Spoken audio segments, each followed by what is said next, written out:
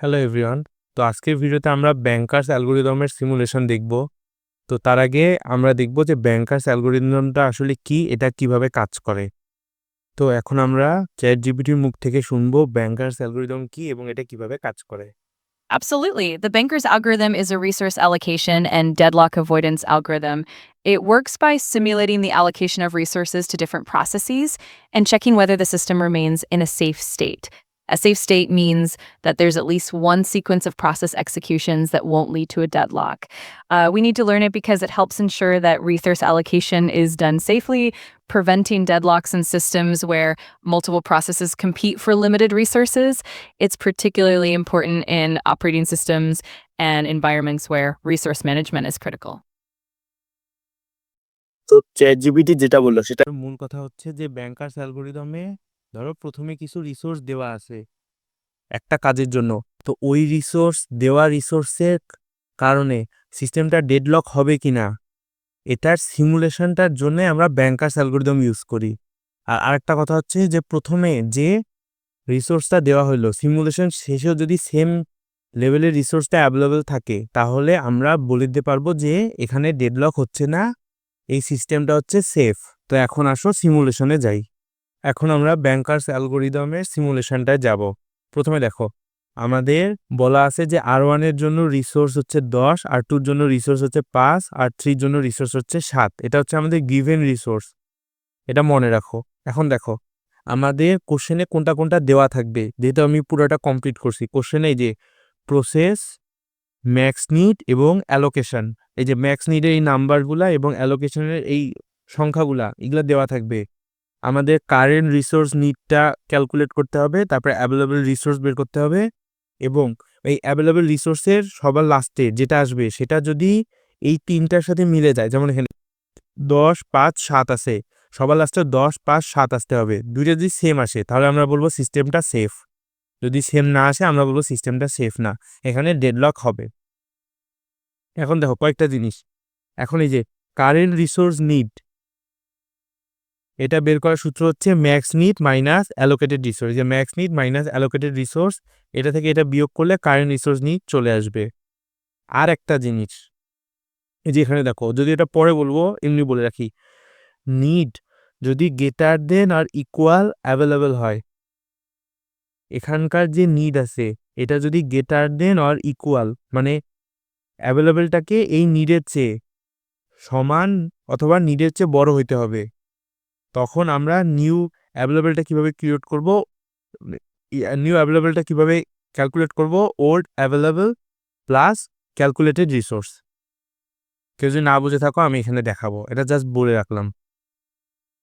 এখন দেখো আমরা প্রথমে কি ক্যালকুলেট করব, আমরা কারেন্ট রিসোর্স নিডটা আগে ক্যালকুলেট করব। দেখো তো দেখো আগে আমরা কি করব, কারেন্ট রিসোর্স নিডটা ক্যালকুলেট করি। তো 7, এই যে 7 পেয়ারে বিয়োগ করতে হবে। 7 মাইনাস 0 কত হয় 7, 5 মাইনাস 1 কত হয় 4, 3 মাইনাস 0 কত হয় 0, সরি 3 মাইনাস 3 তো 3, আহা। এই দেখো 3 মাইনাস 2 1, 2 মাইনাস 0 হচ্ছে 2, 2 মাইনাস 0 হচ্ছে 2, 9 মাইনাস 3 হচ্ছে 6, 0 মাইনাস 0 হচ্ছে 0, 2 মাইনাস 2 হচ্ছে 0, 2 মাইনাস 2 হচ্ছে 0, 2 মাইনাস 1 হচ্ছে 1, 2 মাইনাস 1 হচ্ছে 1, 4 মাইনাস 0 হচ্ছে 4, 3 মাইনাস 0 হচ্ছে 3, 3 মাইনাস 2 হচ্ছে 1। তো দেখো আমাদের কারেন্ট রিসোর্স নিডটা বের করা শেষ।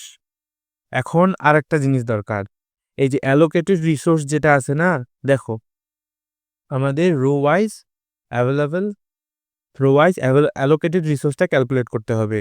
তো এখানে দেখো 3, 2, 5, 2, 7, এটা হচ্ছে 7।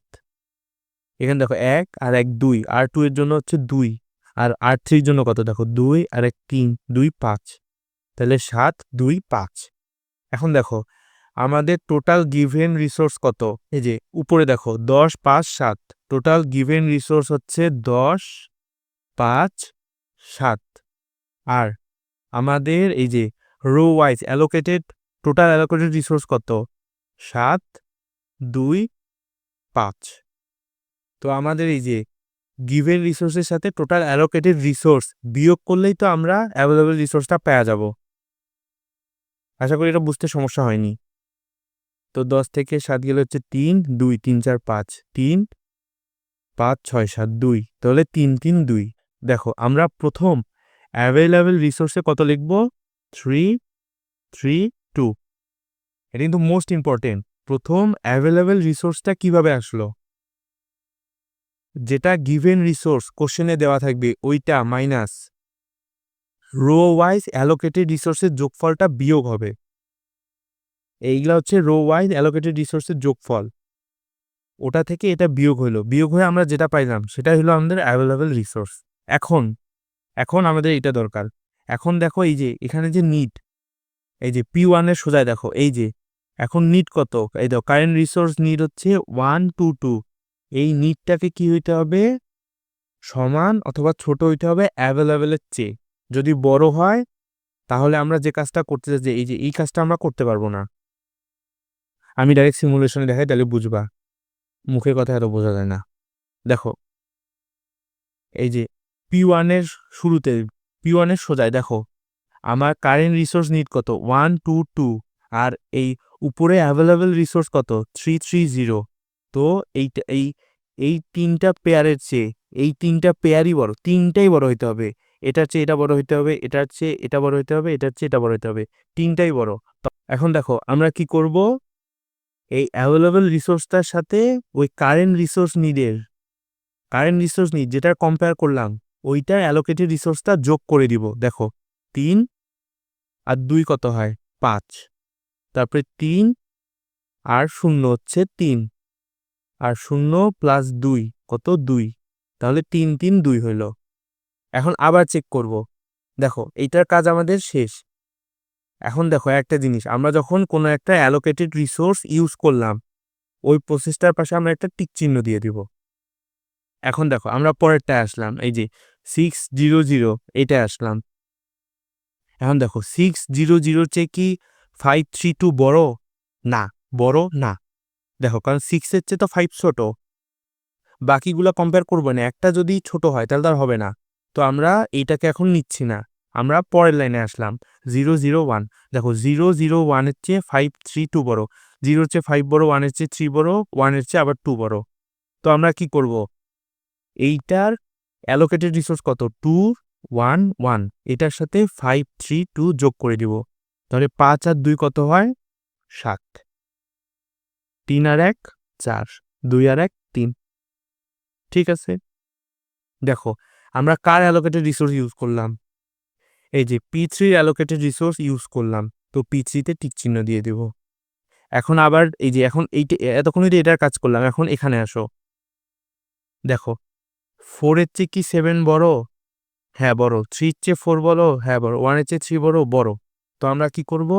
অ্যাভেলেবল রিসোর্সের সাথে এর অ্যালোকেটেড রিসোর্সের যোগ করে দিব। 7 প্লাস 0 7, 4 প্লাস 0 4, 3 প্লাস 2 হচ্ছে 5। তো এখানে কত আসলো? 7, 4, 5 আসলো। আমরা কার অ্যালোকেটেড রিসোর্স ইউজ করলাম? P4 এর। এই যে এটা ইউজ করলাম, P4 এর অ্যালোকেটেড রিসোর্স ইউজ করলাম। তো আমরা P4 এ একটা টিক চিহ্ন দিয়ে দিব। পরীক্ষায় লিখার পরে এই যে টিক চিহ্নটা পেন্সিল দিয়ে দিবা, পরে মুছাই দিও, না মিশালেও কোনো সমস্যা নেই। এখন দেখো আমাদের কাজ কে বাকি? P0 প্রসেস এখনো কাজ করেনি, P2 প্রসেস এখন কাজ করেনি। এখন আমরা ধরো উল্টা পাশ থেকেই গেলাম, আমরা P0 নিতে পারি, P2ও নিতে পারি। আমি P2ই নিব, উল্টা পাশ থেকে গেলাম। কথার কথা, তুমি চাইলে P0 নিতে পারো। তো P2 আমি নিলাম। দেখো P2 এর কারেন্ট রিসোর্স নিড কত? 600। 6 এর চেয়ে কি 7 বড়? হ্যাঁ বড়। 0 এর চেয়ে কি 4 বড়? বড়। এই 0 এর চেয়ে 5 বড়? বড়। এখন দেখো এইটার সাথে কিন্তু এইটার কম্পেয়ার হচ্ছে, মাথায় রাখো। তো এই প্রত্যেকটা হচ্ছে এই প্রত্যেকটা বড়। তো এইটার সাথে এখন কি যোগ হবে? এইটার অ্যালোকেটেড রিসোর্সগুলো যোগ হবে। তাহলে 7 প্লাস 3 কত হচ্ছে? 10। 4 0 4 আর 5 2 কত হচ্ছে? 7। 10 4 7। তো আমরা কার অ্যালোকেটেড রিসোর্স ইউজ করলাম? P2 এর অ্যালোকেটেড রিসোর্স ইউজ করলাম। P2 তে টিক চিহ্ন। এখন দেখো কে বাকি? শুধু P1 এ টিক চিহ্ন দেওয়া বাকি, মানে P2 P0 এর টিক চিহ্ন দেওয়া বাকি, মানে P0 অ্যালোকেটেড রিসোর্স এখনো ইউজ হয়নি। এখন দেখো P0 কারেন্ট রিসোর্স নিডের সাথে এইটার কম্পেয়ার করব। দেখো 7 এর চেয়ে 10 বড়, 4 এর চেয়ে 4 সমান, বড় অথবা সমান সমান, তো 3 এর চেয়ে আবার 7 বড়। তো কি করব এখন, এর অ্যালোকেটেড রিসোর্সের সাথে এটা যোগ করে দিব। দেখো 10 প্লাস 0 10, 4 প্লাস 1 5, 0 প্লাস 7 7। তাহলে আমাদের কত আসলো 10 5 7। আমরা কার অ্যালোকেটেড রিসোর্স ইউজ করলাম, P0, তো P0 এখানে টিক চিহ্ন দিয়ে দিলাম। এখন দেখো আমাদের শুরুতে অ্যালোকেটেড রিসোর্স ছিল 10, মানে given resource 10 5 7। Bankers algorithm simulation করে আমরা কত পাইলাম, 10 5 7। তো এখন ব্যাংকার্স অ্যালগরিদম সিমুলেশনটা করে আমরা কি বললাম, যে আমরা এই রিসোর্সগুলো, অ্যাভেলেবল রিসোর্সগুলোকে ইউজ করে যে কাজটা করব ওটা সেফভাবে কাজ করবে, এখানে ডেডলক হবে না। এটাই হচ্ছে আমাদের ফাইনাল অ্যান্সার। আশা করি ব্যাংকার্স অ্যালগরিদম সিমুলেশন বুঝতে কারো সমস্যা হবে না। আর তোমরা চাইলে আমার ডেডলক, সেমাফোর, রাউন্ড রবিন এবং বাকি লেকচারগুলো দেখতে পারো। আজকের লেকচার এই পর্যন্তই। সবাইকে ধন্যবাদ।